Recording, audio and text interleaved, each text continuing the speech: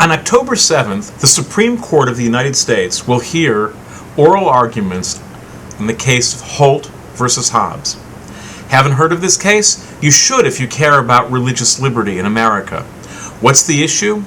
Mr. Abdul Muhammad wants to grow 1/2 inch length beard as his understanding of Islam requires him to do.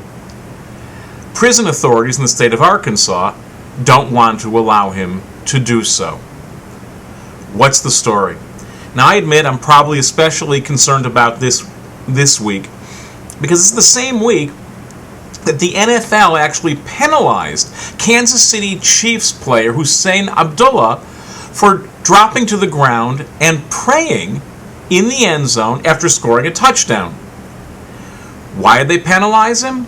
The NFL is certainly saying that not only should he not have been, they're convinced it had nothing to do with the fact that his prayer posture was not the taking a knee made famous by Tim Tebow or crossing himself as other players have done for years, but prostrating himself on the ground in Muslim prayer, making sense because he's a Muslim. I don't know the story, but I do worry that someone unfamiliar with that form of prayer, some official who said, that can't be prayer, so I'm throwing a yellow flag. I don't know it. I don't usually cry Islamophobia, but it makes me wonder. And it makes me wonder in the case of Holt versus Hobbs, what's really going on in Arkansas? Look, let's be clear. The idea that this feels capricious is not unfounded.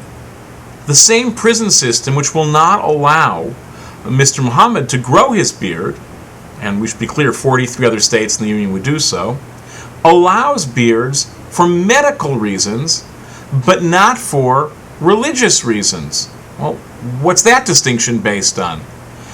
Can anyone really tell a religious person that their religious reality is less real than a medical reality? And what about the fact that there's a 12% drop in reincarceration rates in Arkansas among prisoners who practice faith diligently, whether it's Judaism, Christianity, or Islam?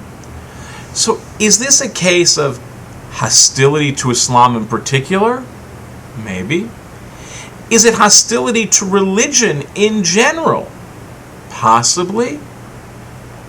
Or is it something perhaps less overtly nefarious, but just as problematic?